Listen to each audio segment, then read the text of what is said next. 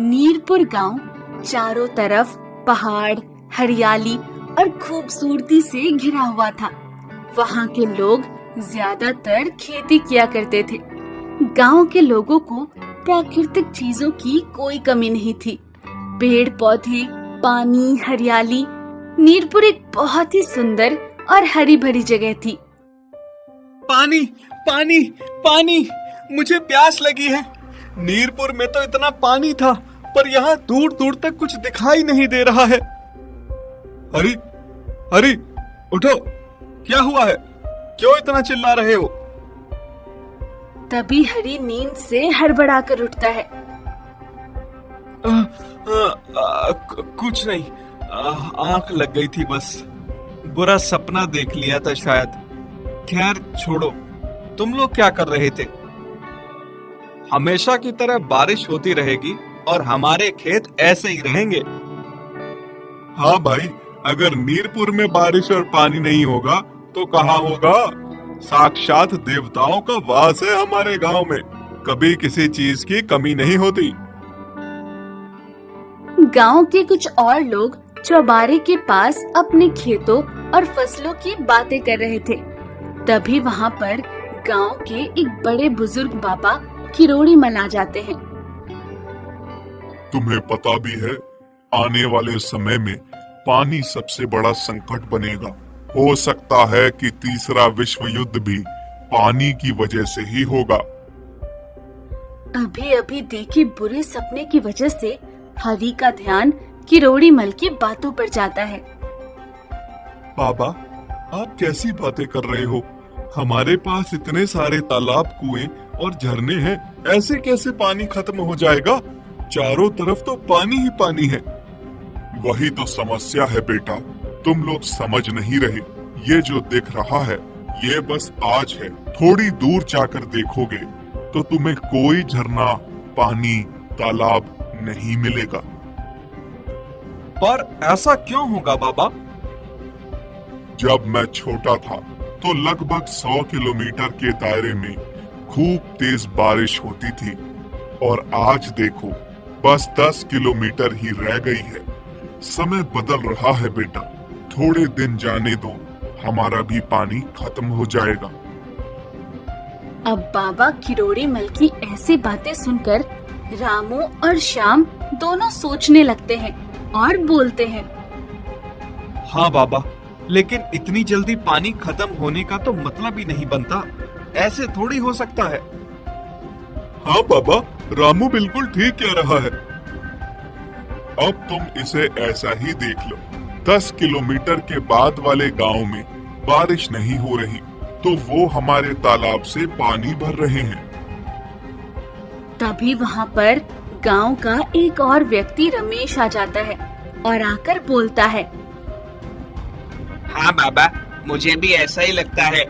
तुम लोग देख लेना, अगले साल बिल्कुल भी बारिश नहीं होगी।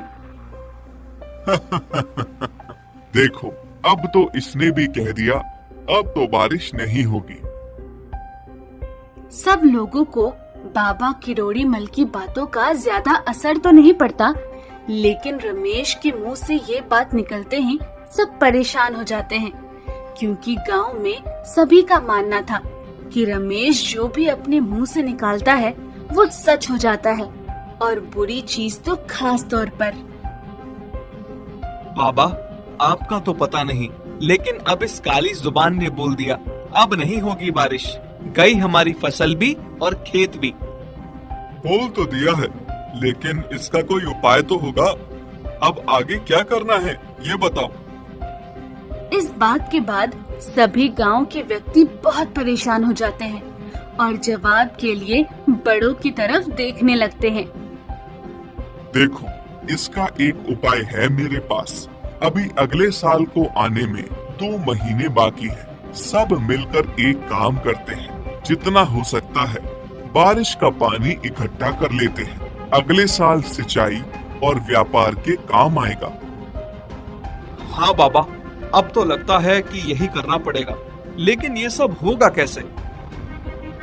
एक आदमी चिंता भरी आवाज में बोलता है। हाँ, लेकिन पानी को भला कोई कैसे इकट्ठा कर सकता है?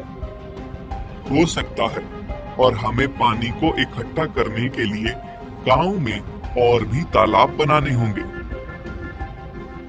अब सारे लोग बाबा किरोड़ी मल के कहे मुताबिक काम में लग जाते हैं। सभी लोग मिलकर गांव में खुदाई कर और कई सारे तालाब बना देते हैं।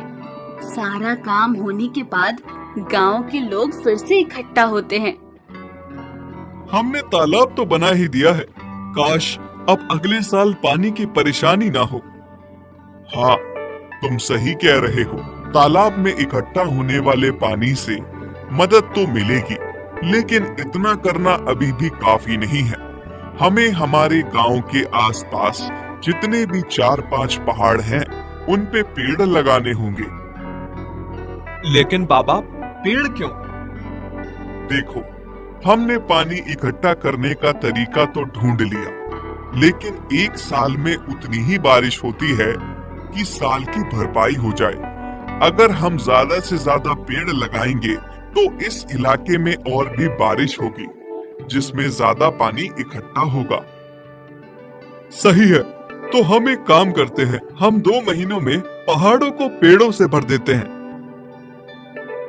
अब बाबा के कहे अनुसार गांव के सभी लोग पेड़ लगाना शुरू कर देते हैं। देखते ही देखते चारों ओर पहाड़ियां पेड़ों से भर जाती हैं और हरी भरी हो जाती हैं। साथ ही साथ सभी लोग गड्ढे खोद देते हैं जिनमें पानी भर जाए, और उनके साथ साथ रास्ता बना देते हैं ताकि बारिश का पानी इधर उधर जाने के बजाय गड्ढे के जरिए जमीन में वापस चला जाए। मुझे लगता है कि अब हम सबने सारा काम पक्का कर दिया। इस साल की बारिश के इकट्ठा हुए पानी से हमारा काम चल जाना चाहिए। हाँ, बाबा के कहे अनुसार पेड़ों की वजह से बारिश अच्छी हुई है इस बार, और हमारी बनाई हुई सारी नहर और गड्ढे भी भर चुके हैं। अगले साल की सिंचाई में भी कोई परेशानी नहीं आएगी। बाबा, आपने बिल्कुल सही उपाय बताया था पानी को इकट्ठा करने का। अगर बारिश ना भी हुई तो भी गुजर चल जाएगा। अब बारिश का मौसम आता है और खूब जोरदार बारिश होने लगती है। सब लोग तो कुछ और ही अंदाजा लगाकर बैठे थे। अब बारिश देखकर गांव के सभी लोग एक जगह इकट्ठा हो जाते हैं। पर रमेश ने तो बोला था कि इस बार बारिश नहीं होगी। ये तो पिछले बार से भी तेज बारिश है। इसका मतलब इन्होंने मिलकर हमसे झूठ बोला।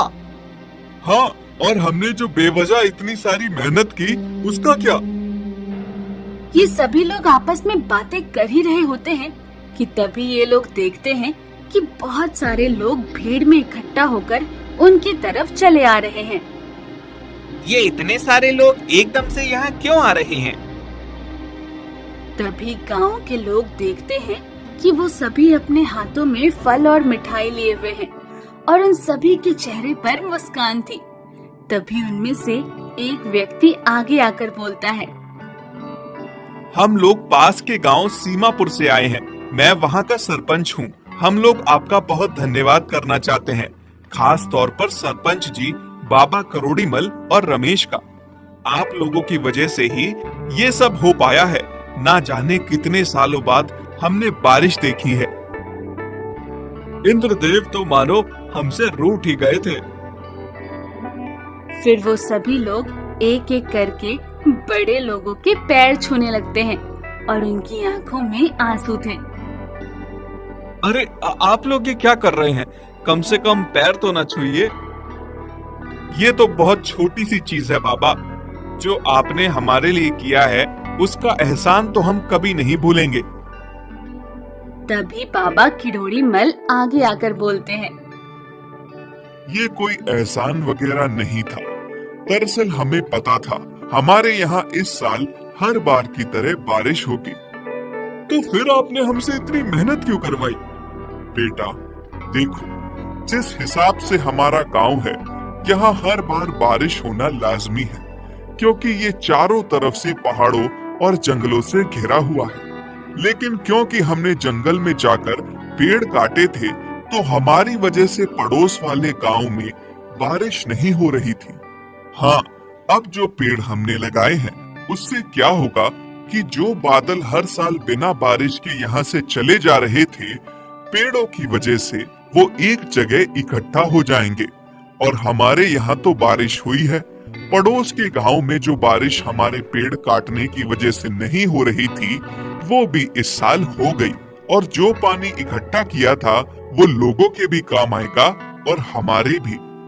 बाबा, हम अब सीमापुर के लोगों को देखकर समझ गए कि पानी का क्या महत्व है और आपने हम सबसे मेहनत क्यों करवाई। हाँ, पानी की कमी होना वाकई में एक समस्या बन सकती है। हमें खुद ही पानी बचाना चाहिए, बल्कि प्रकृति की और चीजों को भी नुकसान नहीं पहुंचना चाहिए। चलो, आखिरकार तुम लोगों को मेरी बात